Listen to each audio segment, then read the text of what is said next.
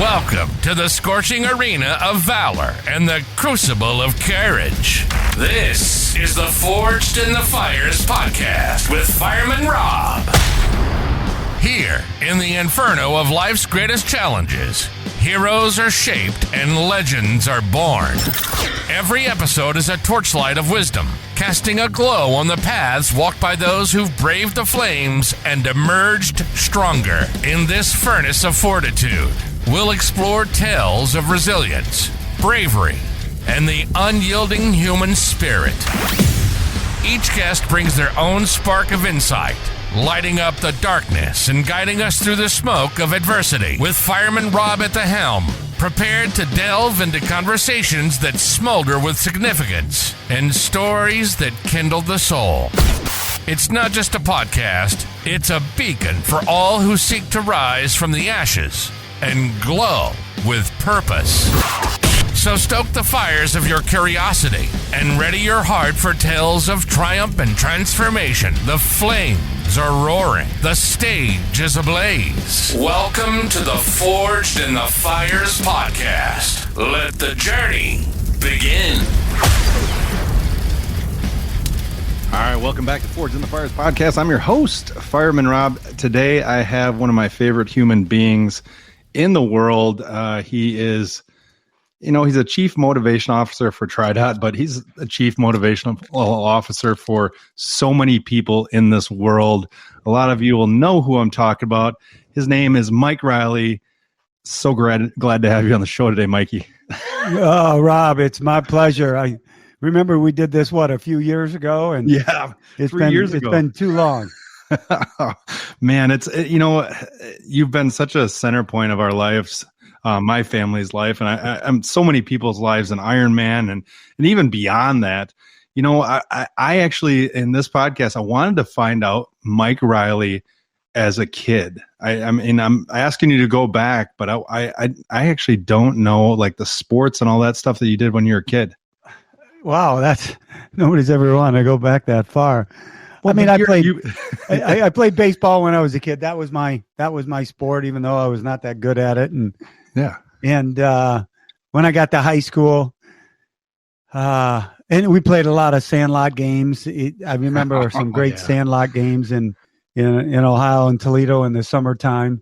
And it's like I wanted to play a baseball game every day. And when there'd only be like three of us, we'd go, okay, you can't hit at to right field and center field. We got a left fielder, a shortstop, and that's what we did. Oh, those are the greatest days there. Now, you were a Midwestern guy, so that's why you love Ironman Wisconsin so much, I'm guessing. Yeah, I mean, I love all Ironmans, but I don't know, Wisconsin was like going home. It's just from year one, when you go to a new community and an event like Ironman comes in, and if I'm fortunate enough to come in with it, and I was in Wisconsin, you always wonder what people are going to think, and yeah, will the community accept the event? Will they accept me? I personally would think about that. I go, I hope I'm not too loud for them, or because every part of the country and part of the world is different, right?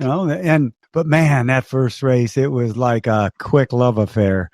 I just, that finish line. And oh, it's great. When I came off the hot corner, I was down on Main Street calling athletes, and I came, and the sound guys said to me, Mike, you aren't going to believe this. And I was behind the finish line. I go, what? They go, just go out there. This was about a half hour before the winner was coming in. And I go out there. Okay, I'll go out there now. So I go out there, and I stood at the finish line. I looked at everybody. I said, hello, everybody. And the place erupted. And I'm going, what the hell? We haven't even had a finisher yet. What's going on here? And the whole crew, the Ironman crew, goes, man, they're ready. And it was like that all the way till midnight. And it was like that at every Ironman Wisconsin I was at. I love that, and now I know that your son played baseball, right? Right. And so when you were younger, were you a biker, swimmer, runner, or was that anything that I'm guessing you were probably a biker because every kid biked, but was that anything in your repertoire?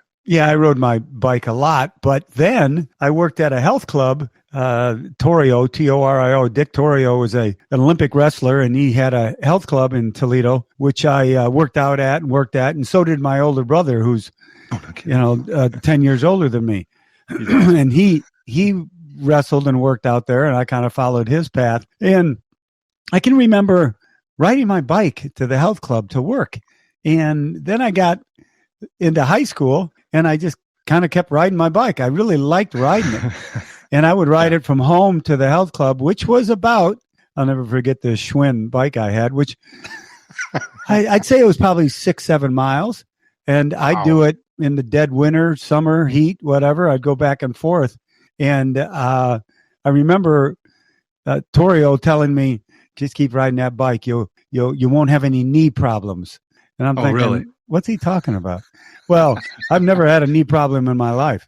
All the wrestling I did and everything. So, and then I got into college, and I didn't live on campus. I lived at home, but I wrestled.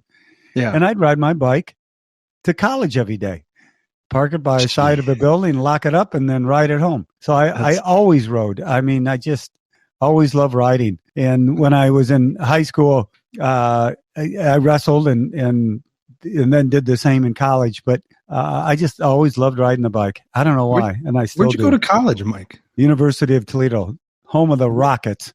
The Rocket. So you were a Rocket wrestler? I was a Rocket wrestler.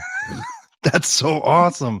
So I gotta ask, what was the move? What was the Mike Reilly Rocket move? What was? Oh my God, mine was the duck under.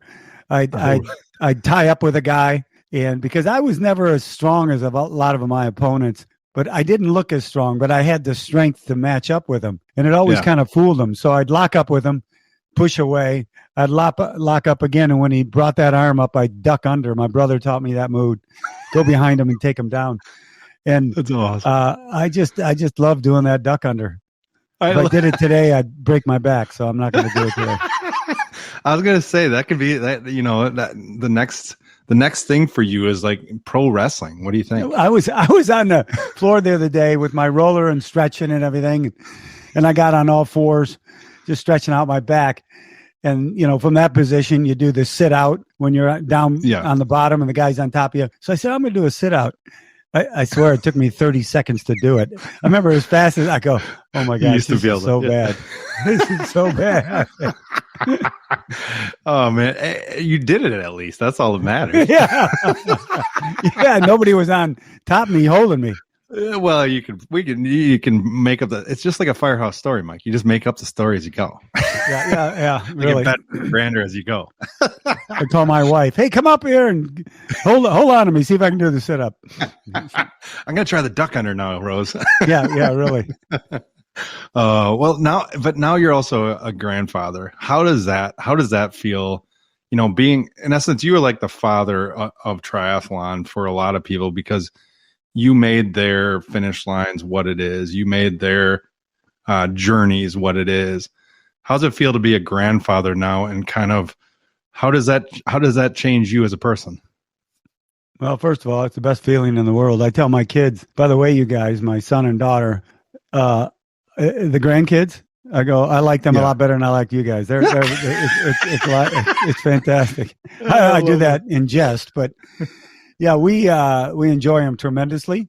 They keep us young.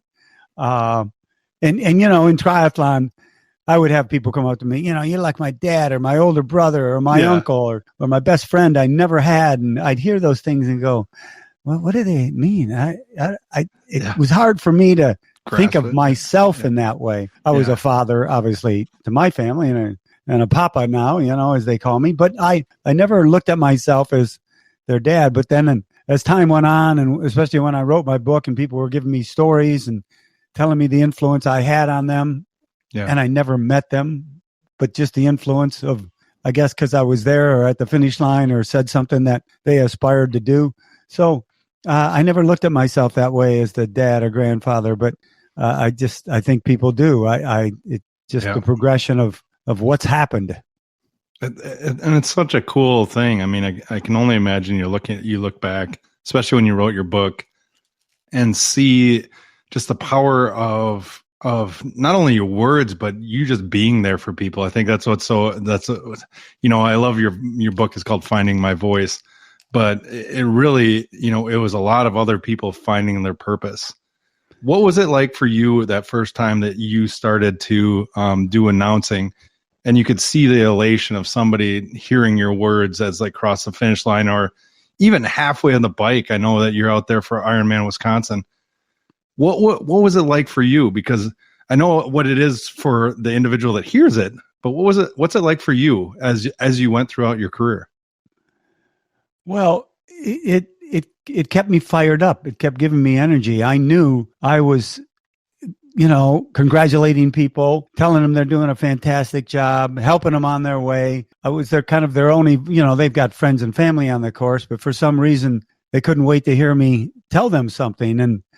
And at first it was kind of daunting. What should I say to this person? What should I say to that person? And finally it just hit me, just congratulate. When we're out there doing hard things, you just want to be recognized a little bit. And remember, the race day is sometimes the easiest part of the whole journey. It's all that training and waking up at 4 a.m. and doing all that stuff we know everybody went through. So, Rob, it was a few years after I started announcing, maybe 4 or 5, when I was bringing people into the finish line, that it really hit me. I go, wow, what I'm saying to them, not me, but what I'm saying to them is changing some lives. It's changing people into someone they really want to be. And it was daunting at first. I go, you know what? That's what I'm here to do. They say you should, try to enhance someone else's life as much as you can. And I got to do that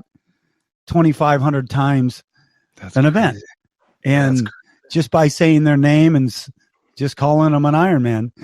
And people, it's funny, so many have written to me and said, Mike, you brought me in at Ironman Florida and you called my name and you said an Ironman and you also said this, this, and this to me.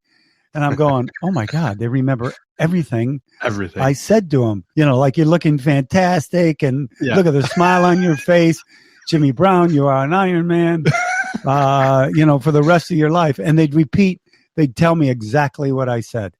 And I'm going, wow. So it's an honor. It's an honor I don't think I actually probably deserved. And I sometimes say, why me? But it is me. So I take it on.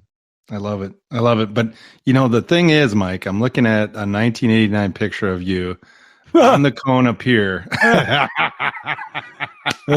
those great blue shorts, though. Oh man, that's I think those were right there. I don't know what sunglasses they were. They might have been aviator Oakleys. They look like aviators. Yeah. They look like aviators. But the Hawaiian shirt. I want to go to the Hawaiian shirt because that is a staple of Mike Reilly.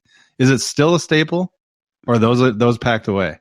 Well, they're in the closet. I have a lot of them. I've auctioned some off, donated them to auctions, and then auction them off, sign them, But awesome. I don't. I always used to associate the Aloha shirt with these old men getting off the cruise ship, and they got these big bellies, and they got these weird looking Aloha shirts. But I always tried to keep them as toned down as I can. But they honor one of the greatest states we have, Hawaii, and where we have the World Championship. So I always would wear a new one. Rose would go, hey, I found a new one for this race, for that race. And then the old joke was, especially between Dave Downey and the BCC, the sound crew for Ironman, they go, you wore that one 2 years ago. I go, I did not. And I may have, because I try not to wear the same one twice, but I have before. And they notice it. I go, you dogs. So what if I had it on 2 years ago? People don't remember, But they do. They remember what you called them over the finish line. They remember everything. It's hilarious. They remember the song playing. And some people go, Mike, that song you were playing from AC/DC, it's one of my favorites. Thanks for playing it for me. I'm thinking, dude, we weren't playing that song for you. We can't play songs for individuals coming in. But they think because it's one of their favorite songs, Mike played that song for me. Exactly. All right. But there was a song that was played for you that you did not like played all the time. I don't know what you're talking about. Mambo number 5? I still don't know what you're talking about. Oh, that was always a classic. It was my mistake. It came on years ago, probably right after it came out. The boys played it. Yeah. And I'm listening to it, and I heard her. I go, this is not a Finish Line song. This is not, and I never let my personal feelings, they play anything they want. For some reason, that one I said, you guys, we don't need to play that song at the races anymore. I don't know if I like that at all. Well, that's the worst thing I could have said to them. Oh, yeah. Every race, hey, Mike, they jump on the microphone. Here's your song. I'm thinking, so for years, Mumbo. Then they actually had Lou Bega, the singer of that song. Dave Downey found him. He found him. What? And had him do a recording. And they sent it to me. Mike, this is Lou Bega. I heard you didn't like my song. I'm going, are you kidding me? Are you kidding? So, yeah, it came back at me. Oh, my gosh. Yeah, that's the worst thing you can do, especially with that crew. Lou Bega is laughing all the way to the bank with that song. So, I know. Exactly. And I want to say, make sure you go to MikeReilly.net. You can find his book on there, but also your podcast, Mike. I love that. Find your Finish Line podcast. It can be found on all the major podcast platforms. What does it mean for you to be able to go beyond just that journey and now start telling some of those stories so that they live on forever? What does that part of it mean to you? Because it's not an easy thing to do. No, the podcast is really a continuation of the book. I haven't decided whether I'll write another book, but what I wanted to do is I wanted to have a podcast of, being able to find your finish line. Sure, I've had some pros on, McKeely Jones and Mark Allen and Lionel Sanders, and they're fantastic stories, but I wanted to dig into people that are not known by people. They aren't those famous athletes, but yet their life and what they've gone through, they're very famous. And so that's why I have people on who have gone through some real trials and tribulations, and even are as we do the podcast. And I just want them to tell their story, and so it helps someone else along their journey. Because life has these rough patches that we all know. They're going to come your way. You can't hide from them. If you try to hide from them and ignore them, they're going to eat you up. So the stories I put on there and the people I talk to are people that are battling through an illness or a loss of a loved one or dementia or whatever it may be. And I want their stories to help inspire others so they know there's some light at the end of the tunnel. And that's such a huge message, I think. And that's something that I take to heart as well. Like you're focusing, a lot of people in other sports, they focus on only the winner, the one who is across the line first, hits the most home runs, whatever it is. But there's a huge difference when you get to triathlon and that each one of them is really a champion in their own right of their own journey. And there's so many people that you look at that are struggling or have a story, and being able to tell each of those stories is so important. I can tell to you, right? Yeah, it is. And remember, I had the opportunity and honor to look out at the start line and see people get, 2,000 people get in the water. Every one of them was a winner to me. Yeah. They're already said that. So from that first place finisher to the final winner, that's what they are. And it's the only sport where we can glorify 16, 17 hours of somebody trying to do something physically, and exactly. Mentally. So they're our sport are all winners, and sometimes the winners aren't heralded and we don't know who they are. So if I can put one of those winners on a podcast and I'll get messages that, oh my gosh, I never knew that about that person. And thank you for sharing it. And it helped me on my way. And I had my uncle listen to it because he's battling the same thing, whether it's drugs or addiction or, whatever I have on. So everybody's a winner that gets to a start line. Oh, yeah. No, I totally agree. Now, I want to know, because I don't think a lot of people understood how taxing it was on you to be there the whole day, from the start of the race to the absolute finish line, and have the motivation, the inspiration, the impact that you did that entire freaking day. I think they thought you were a robot because it was like, there was no variance of it. I just want to ask honestly, what was the toll that it took on you? Like, what did you feel the next few days? Well, I wouldn't call it the toll it took on me. Afterwards, I would always do a lot of preparation, read all the names quite a few times, check out the bios and pick people out. So there was a lot of preparation. Then race day would come, and I always knew I was going to get through the race day because my biggest fear was, to lose my voice and not be able to bring people in. That Right. never happened. And I don't know if I willed it that way or I trained it that way or, my higher power said, give him the strength all day long. But I'll tell you what, there were some events I'd walk away. Maybe it was a hot day or a cold day or a windy day or, that was tough on the crew and all the roadies I worked with. I could see, the toll it was taking on them and then the athletes. And I'd sometimes walk back to the hotel room and go, oh my gosh, I feel like I've been hit by 5 guys with 2x4s. and why am I still walking?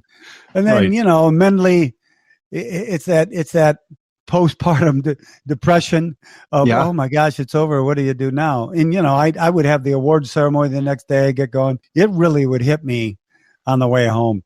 I'd jump on the plane in Madison or jump on the plane, in Florida or Texas, and I'd go home and go, wow, what the heck? And I'd get home, and Rose always knew I'd be quiet for a day or two. Yeah. One, the voice was a little beat up, but it was just quiet because of the reflection. It's over with, get back into life at home, and then, 3 weeks later, go and do it again. I don't know how I don't know how you did it either. I know all day long the energy I received from the athletes and watching and seeing their faces when I would call them or say hello to them or give them a high five before they went in the water. That easily carried me through 17 hours.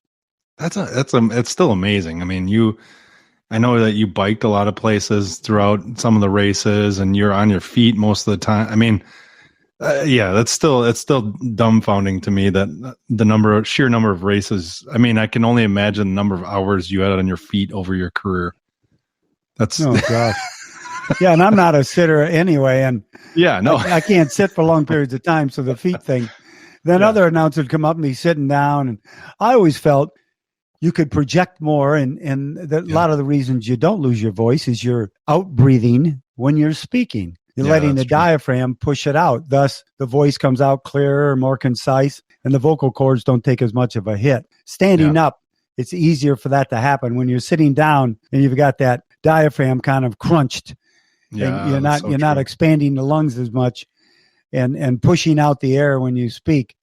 I think that's one of the reasons why. And when I see people sit down, I go, "What are you sitting down for?" First off, you're 38 years old, dude.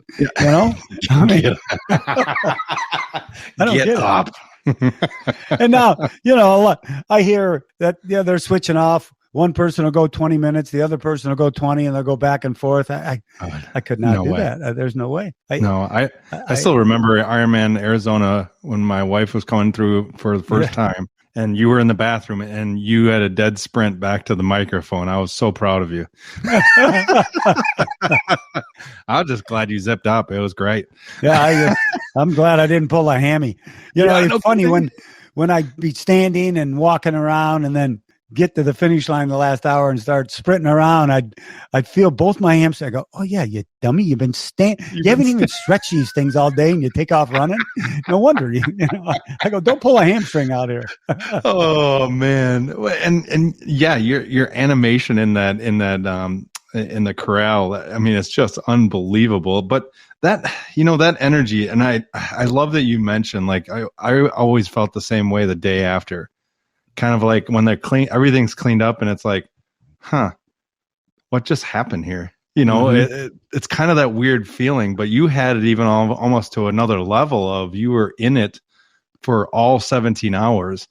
What was some of, what would be one of the memories, like not even of the finishers, but of the finish lines that really comes to mind of being at a finish line, not while finishers there or whatnot, but the energy that was at a finish line. Is there one that sticks out?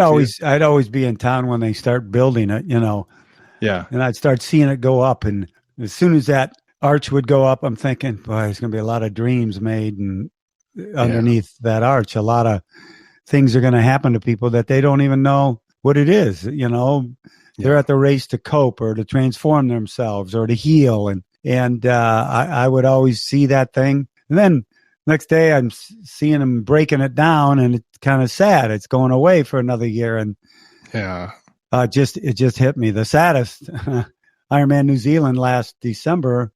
Oh, that was my last Ironman. And every year when I'd leave Topol, I would drive by the main, they call it. It's their park area where the finish line is. And it would be broken down, and I'd park the car and I'd walk over to it. And I did this year.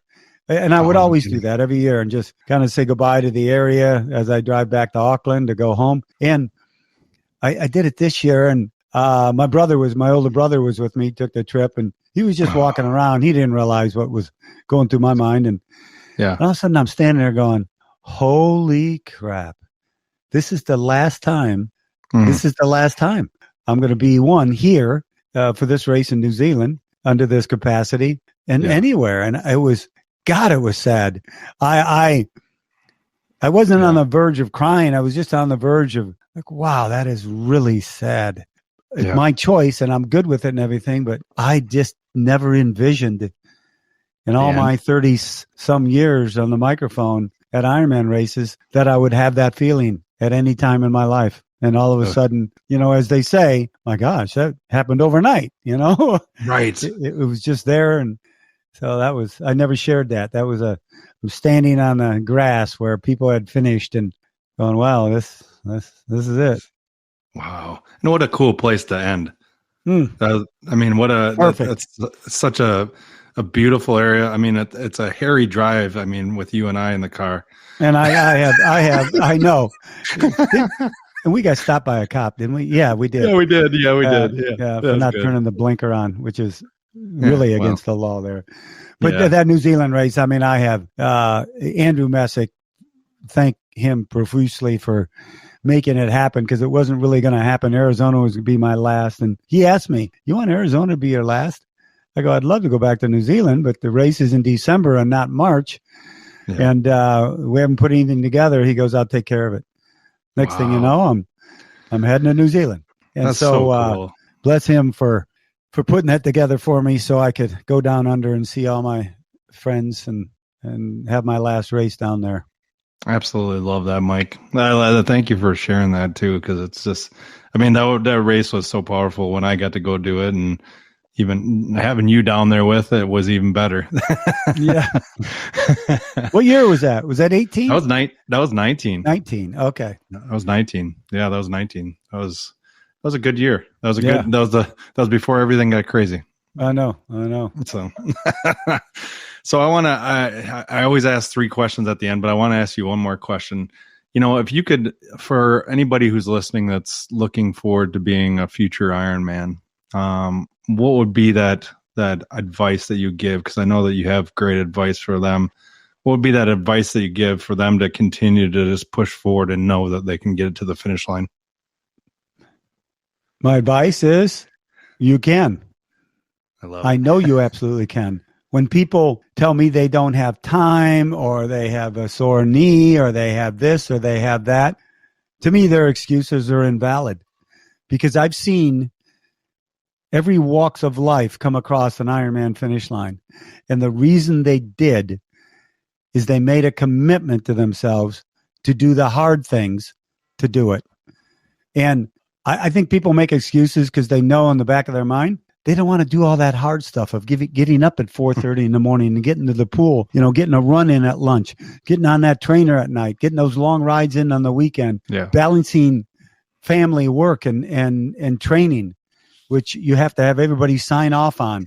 So it is very hard, but you can do it. I've seen hundreds of thousands make that commitment. First-time Ironman, 68-year-old woman being a first-time Ironman. She battled breast cancer twice. She made no excuses. She wanted to be an Ironman. Wow. And she was. So excuses are invalid. The reasons why you can't are just reasons you're making up, because on the other side of the coin, if you make that commitment and do the hard things, it's hard, and do the hard things and make that commitment, you'll get across that finish line and you'll be a new person that can tackle anything in life. It's as simple as that. I love it. See, I knew that was in you. All right, I got to ask you 3 questions, Mike, to end this. What do you mean you gotta? You're gonna. I wanna. All right, this one's going to be fun because this is a long time ago. If you could go back to your 18-year-old self and give yourself one piece of advice, what would that be? Study more. There you go. Read more. I would. And 18. Wow. I remember where I was, my 18th birthday. My mom, dad, and my sister went down to Florida. We were down there somewhere because my birthday's in April. We were down there on spring break. And my dad said something like, God, you're 18. You're older now. And I'm thinking, I'm still a kid. I don't know crap. So I was behind. I was a little immature, and it took me a while to grow up. And I wish I'd had grown up quicker, I guess. I love it. All right, the second one. Everybody has like challenges and struggles that they go through in their life. If you could give people 2 habits to incorporate into their daily life that they can continue to live forward instead of regress back, what would those 2 habits be? Get up early. Definitely wake up early. And drink less. Drink less alcohol. There you go. I like those 2. Those are perfect. I like it. All right. This last one is going to be fun. If you could have coffee at a firehouse table, so in other words, any question that can be asked and any question will be responded to with 3 people that can be deceased or alive, who would those be? So I'm sitting in your firehouse and we've got 3 people that have come in and I get to sit with. Sit with and ask all sorts of questions, have conversations with. They can be deceased or alive. Muhammad Ali. Ooh, that's a good one. I haven't heard that in a while. I think the other one would be Margaret Thatcher. Really? And then I think the other one would be my dad. I think there's a lot of questions I would like to ask him that I didn't. I love it. Well, Mike Reilly, it has been an honor. Make sure you go to MikeReilly.net. Mike, as always, you are a family member of ours, and I love you, man, and thank you for everything you do. You too, brother. You have a beautiful family. Keep it that way. And I know you're going to be out there pushing through some courses next year, and you never know. I may show up at some corner and harass you and go, come on, get going. Just don't scare me because I might pee my pants if it's late in the race. That would be a bad thing. Yeah, really, it would be. I love it. Well, thanks for having me Mike. on, Rob. I appreciate that. Thanks for listening and supporting the Forged in the Fires podcast with Fireman Rob. Remember, don't forget to like and subscribe to this podcast. And please share this episode with a friend or family member. To find out more about Fireman Rob, or if you have a question, go to www.firemanrob.com. Until next time, live your life forged in the fires.